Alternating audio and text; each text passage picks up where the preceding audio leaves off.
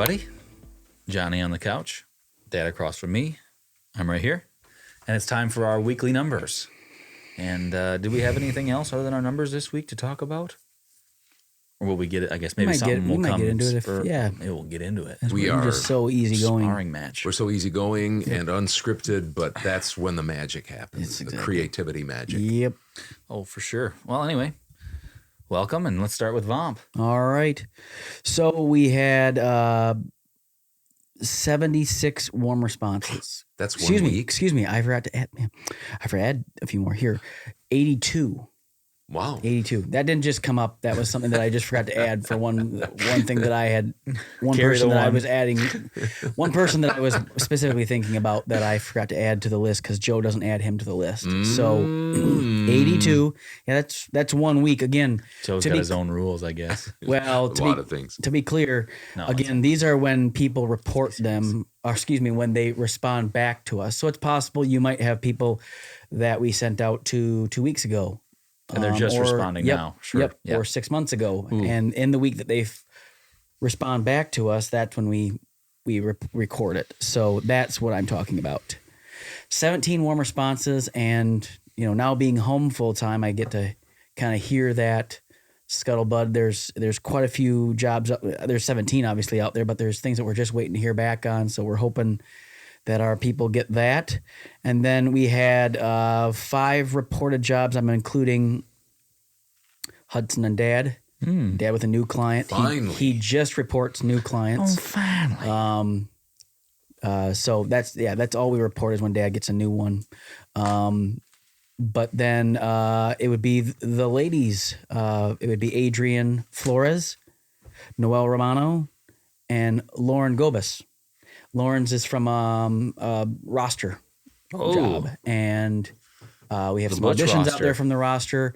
We've got a company that has come back to us a few times to use different people in the talent. They not to brag, but the people that got that audition forwarded us that email that they got from the person that we get to work with, and they had glowing reviews about us and about the people that they get to work with on that. So thank you all for being a part of that. Our roster, although it's, I think it's about 2 years old now, it's still pretty young. Mm-hmm. And so as we just keep on sending out emails and making cold calls, we're trying to build these relationships, and you guys are key in building those because it might be the first time that they're using our roster, and you're the ambassador of that. And we're hoping that brings more work by you doing by you being easy to work with, lots of times being flexible the first time, because they need to be, and we'll keep working at building those relationships so that people will come back to us. So Lauren's got one that was from the roster, and then there's, like I said, there's other people with the auditions that are from the roster, and a lot of the people that come on trust us.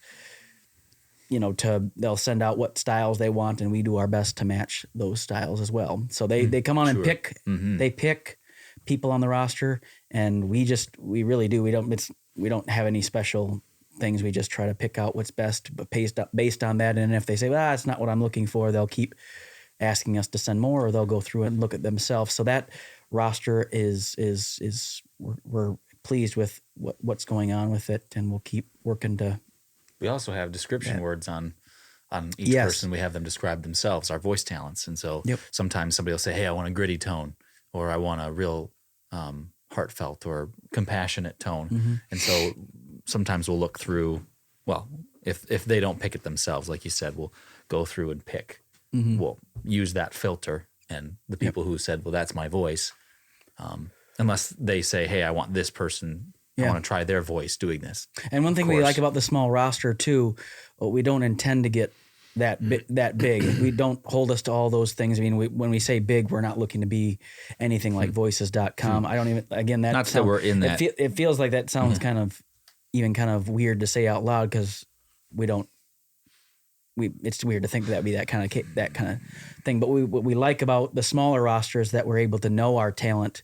And so when people come to us, it's like, we don't have thousands to choose from. It's more a select few, or we just kind of know what they're looking for. You have more relationship than people do. We think that is, it's the smaller amount too helps us really make sure that the talent is good. And we have people that want to join sometimes, and we just make sure that they're up to what, not only just what the talent is, but also to how they're going to treat the people and how we're going to be able to work with them. So that's why I said Voices, Five, or those places like that aren't picky, but we're picky for different reasons. And we like that because when somebody sends something, Joe and I can kind of say, oh, that person would be in mind, where I wouldn't be able to do that necessarily if I was trying to go through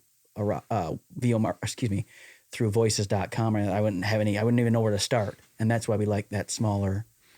We know that these people are customer centric. Yep. They get back with us and the client quickly. They're flexible, and that means different with different people on our voice roster, but they're flexible with budgets and such. They want to work. A lot of it is built on things that I've built into my business, and that's kind of what we're looking for in a lot of people on the voice roster are those types of things. And so you're part of a team, even though you are individually trying to get jobs, obviously, and sometimes you compete against one another. But if you do a good job, then video production companies come back and they might hire you or they might hire somebody else. And if other voiceover talent does well, like a female does well, some of us men might get a job because they might not be looking for a female talent at that time. Yep. And so we all mutually help one another.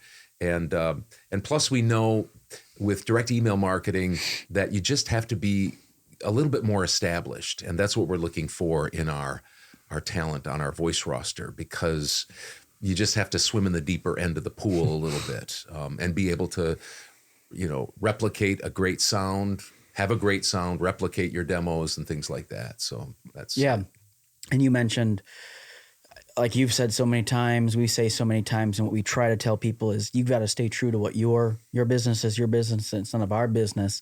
And most everybody's flexible, but people have an extent to what they want to be flexible with. So people have been honest with us too. It's just like, well, I just can't do that. And that's fine. Yeah. It's kind of nice to know up front. And that's what we like about the honesty part. It's people are upfront about their budgets, and it's just nice not to get into the whole thing with somebody with a job and then like, oh, that's right, our budgets don't match. Exactly. And so, I mean, that can come up, but that's, again, we appreciate people doing what's best for them, but we've appreciated the honesty and working with us on those too. So that's fun to see. All right. There's your VOMP minute right there, whatever that is. My week's numbers, I had 5 warm responses, so you can add that to there, 87. Okay. Boom. One audition, which it may have been more. There may have been more than that. I can't really remember if that was this week or not. But I did lose 2 jobs this week. That's neither here nor there. Auditions or I think were going to be. Yeah, that's why I think they were this. They probably were this week, but I didn't write them down. Anyway, I got a new client. I did win one, so $250 there with a new client, and then I am on my second to last set of e-learning scripts from Upwork, and then I finally. Not sure yet. I'm going to go down and do a sample right after this for a guy for a $150 job on Upwork. It's the first time I've gotten something new for like 2 weeks. It's been kind of dry on Upwork for me. And then I got a $12 job from Fiverr. Nice. From the same guy that Ben Hauk sent to me. So nice. And then I did 12 hours of editing. Wow. So without that 120, let's just say I don't exactly know that Upwork job. Without it, it'd be $906 this week. Great. With it, it'd be $1,026. Got over your $750 no matter what. Sure did. Yep, back on track. Last week I was $496. Yeah. So, anyway. Well, now you can have a happy weekend. Yeah. Just think if I would have won both those jobs. Yeah. I mean, really, but that's part of it. I'd be rich. You probably, if you hit 300, you're Hall of Famer. If you win 3 out of 10 auditions, you're a superstar. I mean, it's just not easy to win auditions because there's a lot of competition and they're looking for specific things. And so to lose jobs once in a while, that's going to happen. It happens to all of us. If this is any consolation, I got second in both of them, which I always talk about as like the worst thing because it's like so close. They say, hey, it was between you and another person. And but remember what we talked about? that's good that you're at least getting, yeah. And if they truly are speaking the truth and they really liked you, and one of the guys, I think at least one of them said, I would have chosen you. Well, that person's going to put you at the top of their portfolio of people because you did a good job. And so that's why there's no such thing as a wasted audition. You got to make sure you do the best job you possibly can, swing for the fence. And if you don't hit it, then maybe the person will be impressed and come back another time. Yeah. There it is. All right. Good job. Thanks. I had a reread that I got paid for on Upwork. So my Upwork work was $24 this week. Nice. My Fiverr was Smashing big. And I've decided to continue to keep my rate as high as it is. And I don't know if that's going to continue to pay off, but this week it was $2,856.67 on Fiverr. So over $2,800 on Fiverr. Direct email marketing was $4,208.63. I think that's the first time this year I've been over $7,000 for the week. So I was $7,089.30. $7,089.30. And it's been a dry time for me. This is the longest I've gone without a new client, a month and a week. But you got it. But I did get one, and I think I have one for next week already. So maybe back to back. So we'll see. So I was glad with that week. Nice. That's all for me. I think that's about all we have. If you ever have questions about our numbers, about anything we talk about, feel free. I said that in the Todd's Tips that you can email us, hudsonbarsness.com. That's not it. Don't go there because that's not anything. hudsonbarsness@yahoo.com. No capitals, all lowercase. And or you can do it in the comments section if you're not afraid of other people seeing them. So anyway, appreciate it. If you aren't subscribed and you want to see more content like this voiceover stuff, or you want to see stuff like our podcast that is a little more off the cuff and just kind of fun, well, we think it's fun, feel free to subscribe. So anyway, thank you guys for taking the time to watch this, and we'll see you sometime next week for the 44th, well, it'll be Wednesday, the 45th episode of the Original Father Son Podcast. We'll see you later.